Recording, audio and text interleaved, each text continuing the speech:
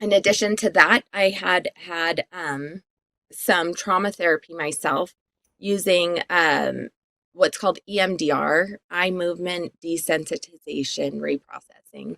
So it's a handful, but so we use eye movements to process trauma. It's one of the most preferred modalities to treat trauma. It's pretty cool.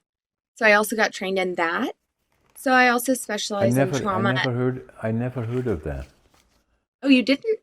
Yeah, EDM, it's yeah, yeah. EMDR. Yeah, we use eye Yeah. movements similar to ones that you experience in REM sleep, and we Okay. use that to process trauma.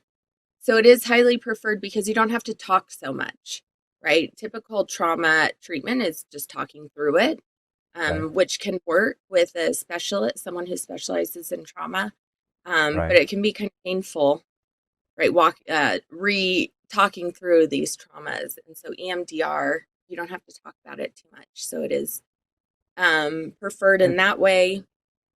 And yeah, it's pretty cool to. I had that experience myself. My therapist did EMDR with me, and it worked so well so, that I went and so got. tell me something about EMDR because I'd never heard of that. So it directly relates to REM sleeping. Tell us all. For those that don't, a lot of people know about REM, but it is the deep sleep. Maybe explain that a little bit to us, and then how it goes into EDMR. Yeah, so it doesn't. I wouldn't say they're directly related. However, just the eye movements that you experience are similar. And the person who developed EMDR was actually discovered while she was thinking about a traumatic experience. She was moving her eyes. I think she was taking a walk or something, and she realized that that was helping process it.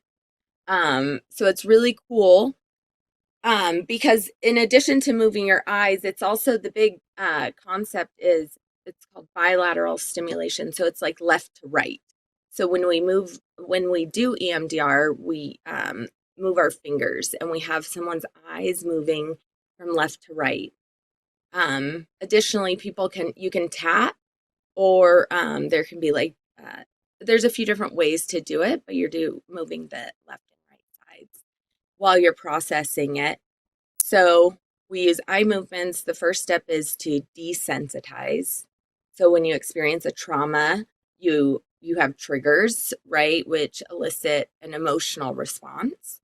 Um, with the when we desensitize that, we minimize those triggers. So I had it done on a bad car accident that I had experienced, and certain things would make me get really upset when I would get triggered. I would see, a particular area on the road or something that would trigger me, but I got desensitized to that. So seeing that area didn't like elicit this emotional response.